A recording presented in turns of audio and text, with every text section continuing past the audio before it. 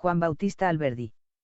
Sistema económico y rentístico de la Confederación Argentina según su Constitución de 1853. Tercera parte, disposiciones de la Constitución que se refieren al fenómeno de los consumos públicos, o sea de la formación, administración y empleo del Tesoro Nacional. Capítulo cuarto, principios y reglas según los cuales deben ser organizados los recursos para la formación del Tesoro Nacional. Artículo 5, de los fines, asiento, repartición y recaudación de las contribuciones según los principios de la Constitución. Según el artículo 4 de la Constitución argentina, la contribución es para formar el Tesoro Nacional, el Tesoro, como medio de ejecución, es para gobernar, el gobierno es para hacer cumplir la Constitución, como dice su preámbulo, es para afirmar la unión nacional, afianzar la justicia, consolidar la paz, servir a la defensa común, promover el bienestar y asegurar los beneficios de la libertad. La contribución es, según esto, el precio con que se obtiene el goce de estas cosas, luego su erogación forma el gasto más precioso del hombre en sociedad. Pero la experiencia prueba que esos fines pueden ser atacados por la misma contribución establecida para servirlos. No hay ninguno de los propósitos de progreso de la Constitución que no pueda ser atacado por la contribución, veamos cómo.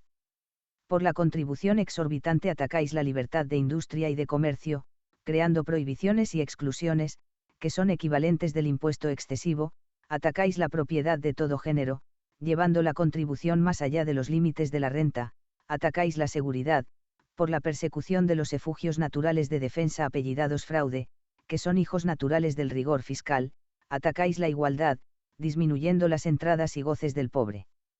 Tales son los resultados del impuesto exorbitante, todos contrarios a las miras generosas de la Constitución, expresadas en su preámbulo.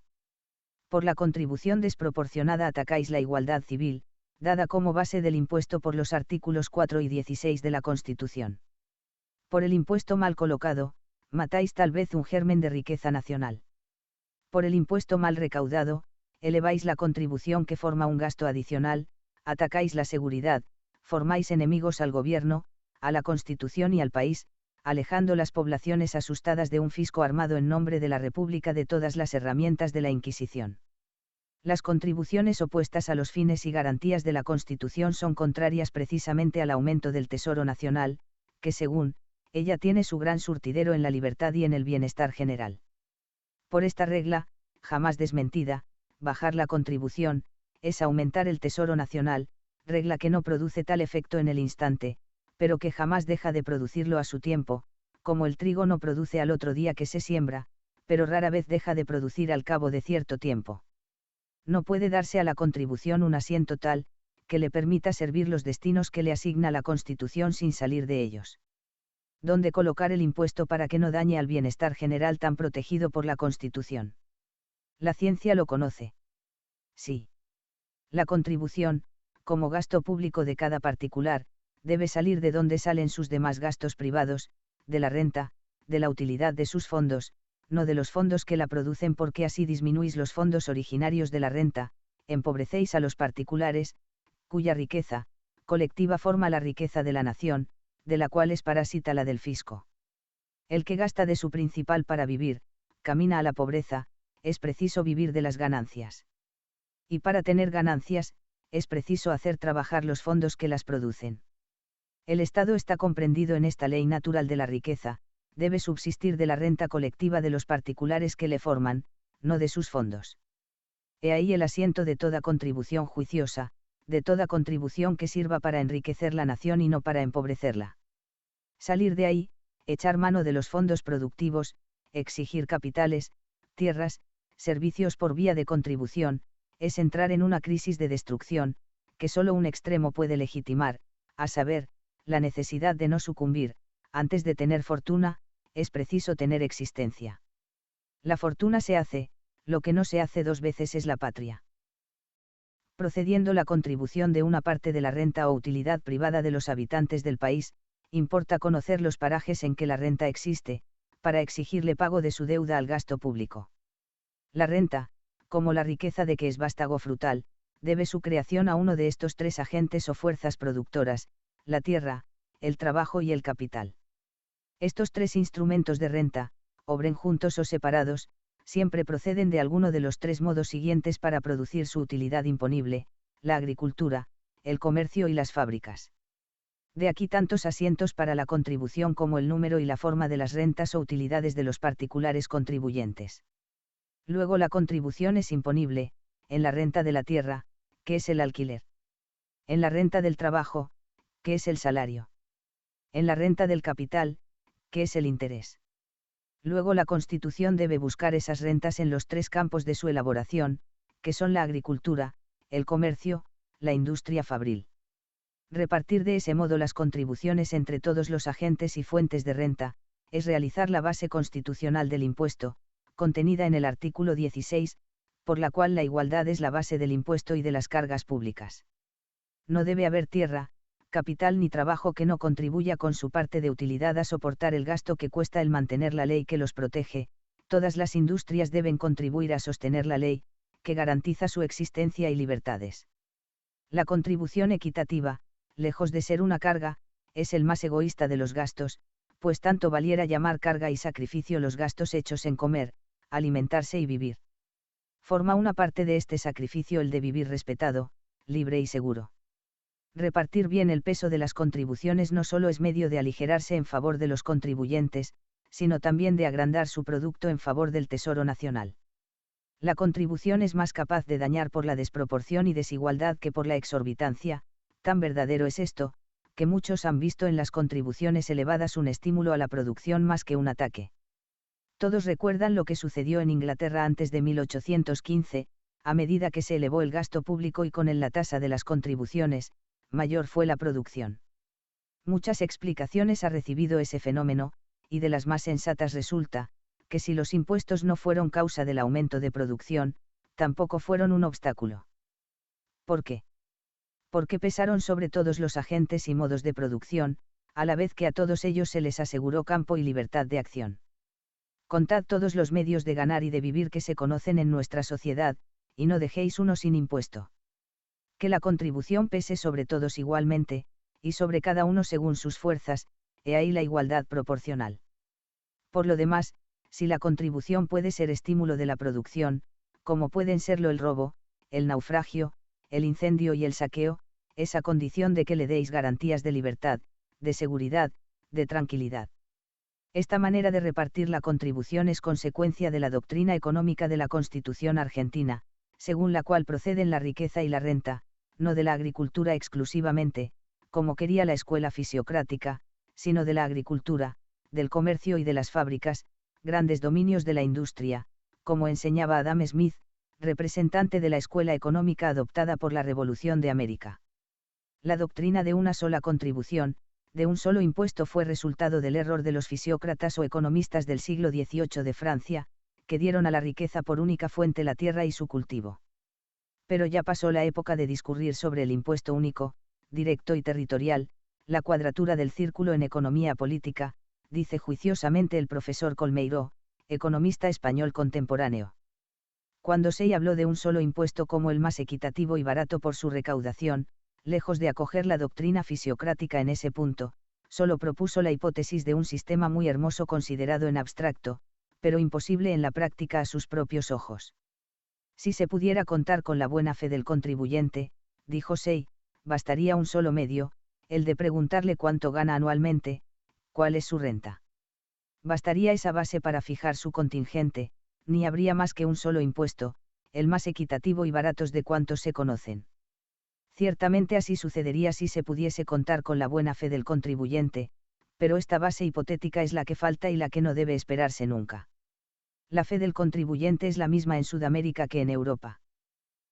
A propósito del contribuyente europeo, se ha observado con razón, que toda contribución se paga con repugnancia, porque el precio de esta deuda, que es la protección del gobierno, es una ventaja negativa de que uno no se apercibe.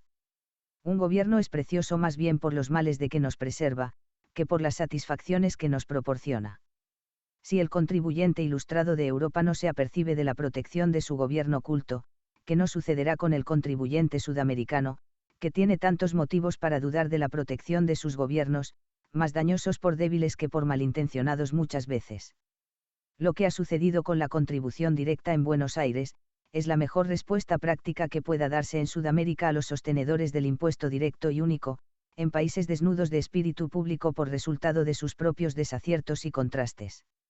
Esto nos conduce a estudiar el sistema más conveniente al estado de los pueblos argentinos, para conseguir que todas las rentas, sean de la tierra, del capital o del trabajo, sean de la agricultura, comercio o fabricación, contribuyan al pago del impuesto.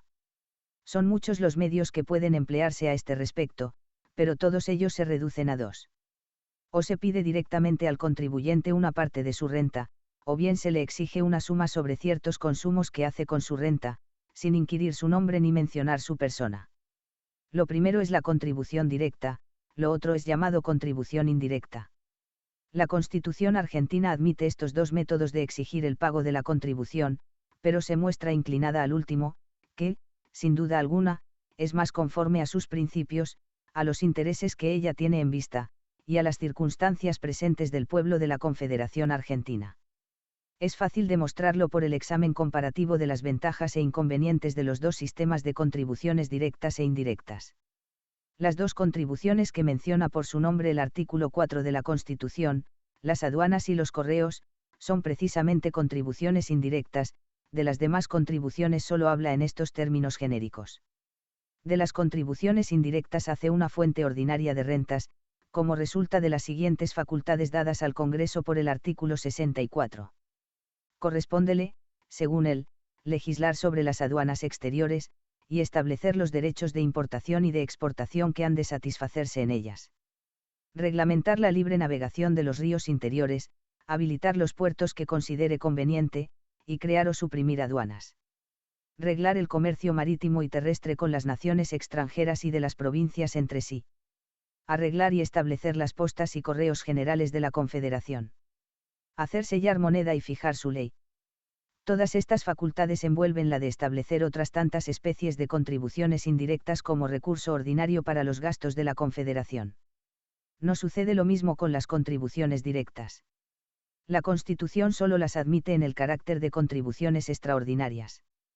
Tal es lo que resulta de los siguientes términos en que se expresa el inciso 2 del artículo 64, corresponde al Congreso, imponer contribuciones directas por tiempo determinado y proporcionalmente iguales en todo el territorio de la Confederación, siempre que la defensa, seguridad común y bien general del Estado lo exijan. Estas palabras no dejan dudas sobre el carácter extraordinario y excepcional de las contribuciones directas como recurso del Gobierno de la Confederación.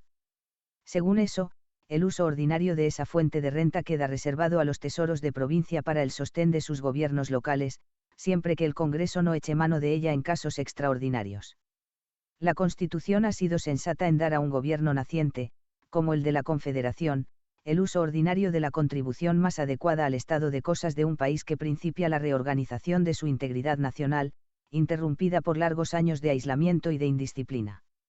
La contribución indirecta es la más abundante en producto fiscal, como lo demuestra el de las aduanas, comparativamente superior al de todas las demás contribuciones juntas. Es la más fácil, porque es imperceptible al contribuyente su pago, que casi siempre hace en el precio que da por los objetos que consume. Paga la contribución en el precio con que compra un placer y naturalmente la paga sin el disgusto que acompaña a toda erogación aislada. Esta calidad de la contribución indirecta es de mucho peso en países y en tiempos en que la autoridad empieza a establecerse, y necesita economizar todos los pretextos de descontento y de desobediencia. Es la contribución más libre y voluntaria, porque cada uno es dueño de pagarla o no, según que quiera o no consumir el producto en cuyo precio la paga.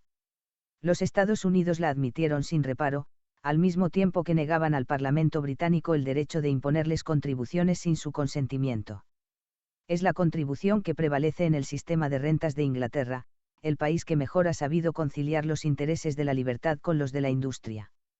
Es impersonal y, por lo tanto, más justa y menos vejatoria, gravita sobre el producto, sin atender a la persona de quien es. Es la más cómoda, porque no exige las molestias de la repartición por provincias o estados de la publicidad, examen y pesquisas de libros y papeles, que requiere la contribución directa para calcular el valor de la renta sobre que debe imponerse, por la valoración del fondo que la produce.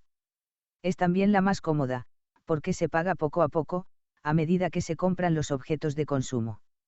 Es la más progresista, porque el legislador puede gravar a su elección los consumos más estériles, favoreciendo a los más útiles para el progreso y bienestar del país. Bajo este aspecto, la contribución indirecta en manos de un legislador que sabe pensar, es un instrumento de civilización y de grande influjo en la moral pública del país. Gravar fuertemente los consumos viciosos, es el medio de legislar en las costumbres sin comprometer la libertad. Desgravar los consumos elegantes, es embellecer la población.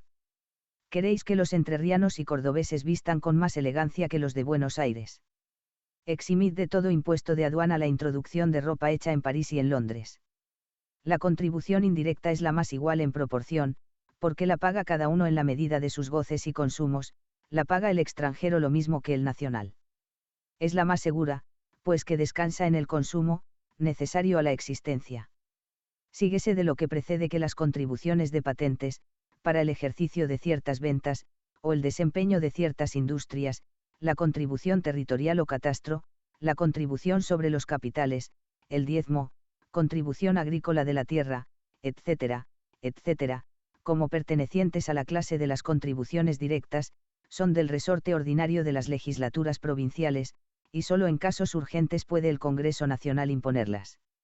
La Constitución Nacional Argentina ha sido sabia en dejar a cada provincia el uso de la contribución directa, porque se necesita la estabilidad de los gobiernos locales ya reconocidos, para arrostrar el disgusto que suscita en el contribuyente, y el conocimiento personal de la fortuna de los que la pagan, que solo puede tener el gobierno que está inmediato a ellos y a sus bienes, es decir, el gobierno de provincia. Se puede decir que la contribución directa, por todas sus condiciones normales, es esencialmente provincial. Para repartir las contribuciones indirectas, unas veces se la cobra a los productos desde el origen de su producción, otras veces cuando el producto pasa a la frontera exterior, aduanas, otras cuando el producto pasa de manos del último productor a las del consumidor definitivo, a veces se cobra por el papel que se consume en expedientes judiciales, en la impresión de periódicos, en las letras de cambio, pagarés y contratos judiciales. Aconsejan economistas graves que se exija la contribución indirecta a los productos en el último anillo de la cadena de transformaciones graduales de que consta su producción o creación siempre complicada, solo de ese modo, se dice, podrá la contribución llamarse proporcionada con el valor de sus productos. Esta doctrina sensata en general para los países de Europa donde la producción hace toda su carrera de creaciones graduales, desde su condición de materia prima hasta la última modificación del producto fabricado, donde tiene allí reunidos a todos sus numerosos coproductores, esa doctrina en que se fundan los que invocan intempestivamente en Sudamérica el precepto de no gravar las materias primeras, tendría graves inconvenientes para las rentas de los estados de Sudamérica, donde solo materias primas se producen. Excluidlas del impuesto. Esperando la víspera de su consumo definitivo para gravarlas, y no llegará nunca.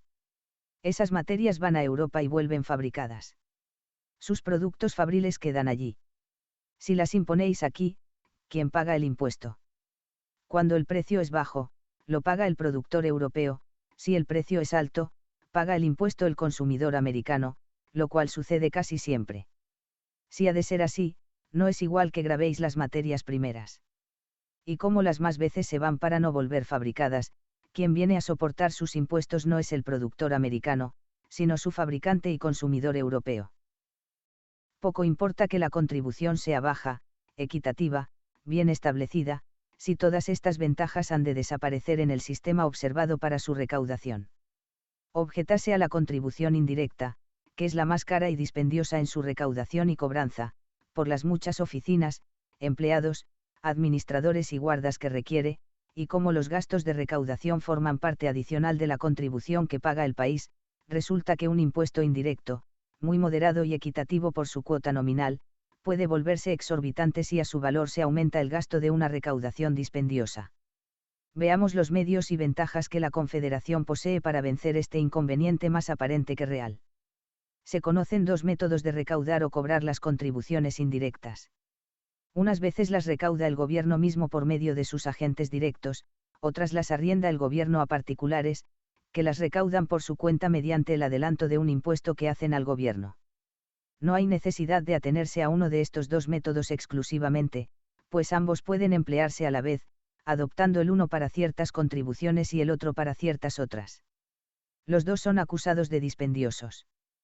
Si el gobierno mismo recauda la contribución por sus empleados, se dice que los sueldos de estos empleados y los gastos de sus oficinas ocasionan consumos, que aumentan la contribución.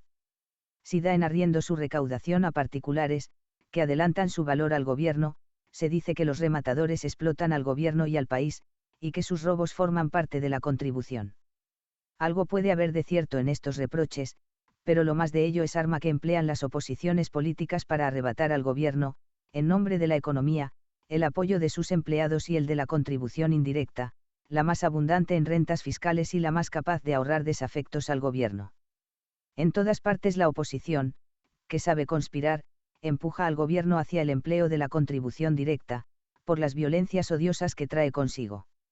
La economía fisiocrática, que sirvió a la Revolución Francesa del último siglo, fue partidaria decidida de las contribuciones directas, por motivos políticos más que de simple teoría, y las primeras asambleas reaccionarias contra el antiguo gobierno de la Francia prodigaron las contribuciones directas, suscitando en el pueblo que las soportaba odios que ayudaron a destruir la antigua autoridad. Por la razón inversa debe preferir el uso de las contribuciones indirectas todo país que se halle en el caso de fundar las autoridades de su nuevo régimen de libertad y progreso.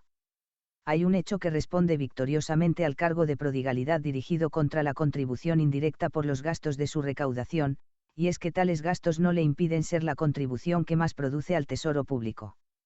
La recaudación administrada por el gobierno mismo es más barata que la desempeñada por arrendatarios, pero eso es cuando el gobierno, habiendo afianzado su estabilidad y organizado el sistema general de su administración, puede contraerse y se halla capaz de administrar por sí mismo sus recursos, con mejor resultado que por arrendatarios.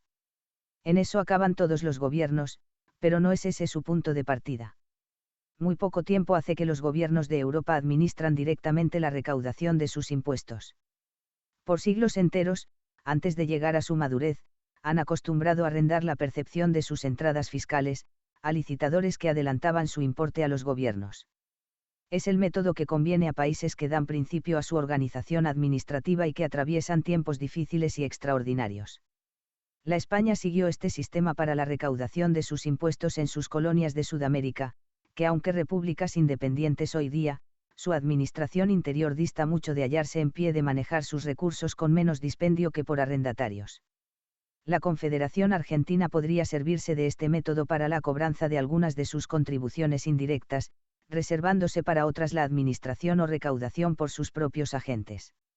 Agentes o empleados para la percepción de las contribuciones indirectas no se requieren, ni más ni menos que los indispensables para el cobro y manejo de los demás impuestos.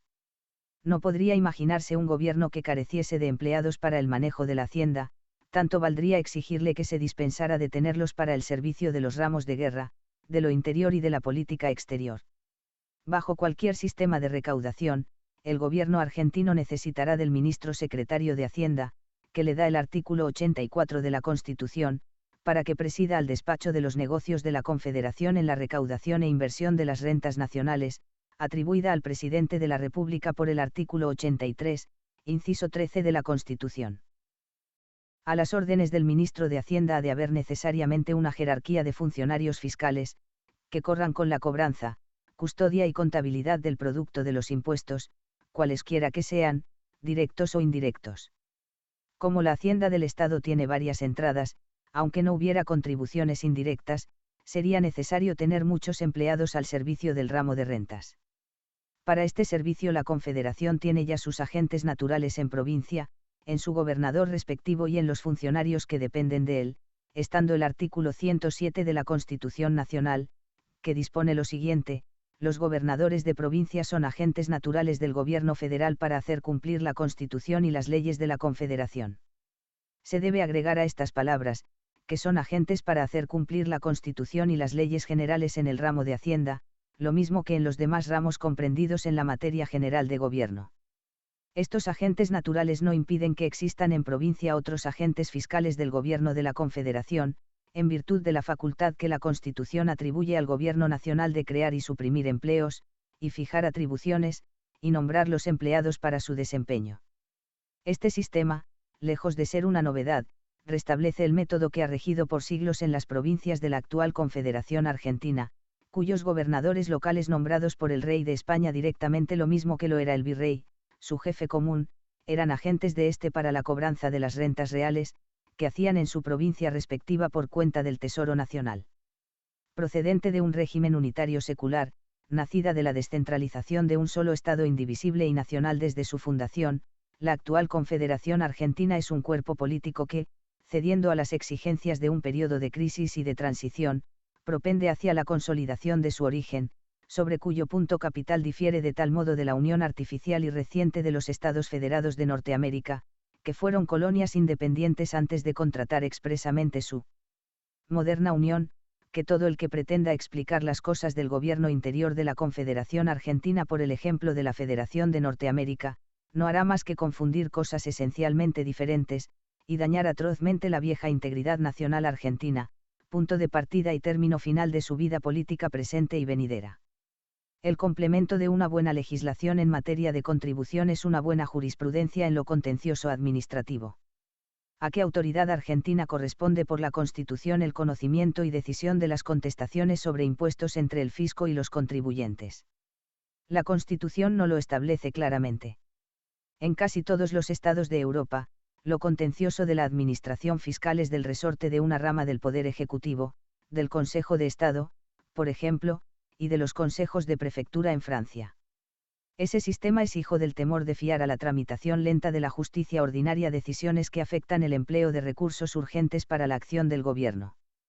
En el antiguo virreinato la jurisdicción contenciosa en materia de rentas correspondía a los gobernadores intendentes de provincia, por el artículo 72 de la Real Ordenanza de Intendentes. En la República de Chile corresponde hoy al Consejo de Estado y a las autoridades de su dependencia, que aún no existen establecidas en provincia, a ejemplo de los consejos de prefectura de Francia.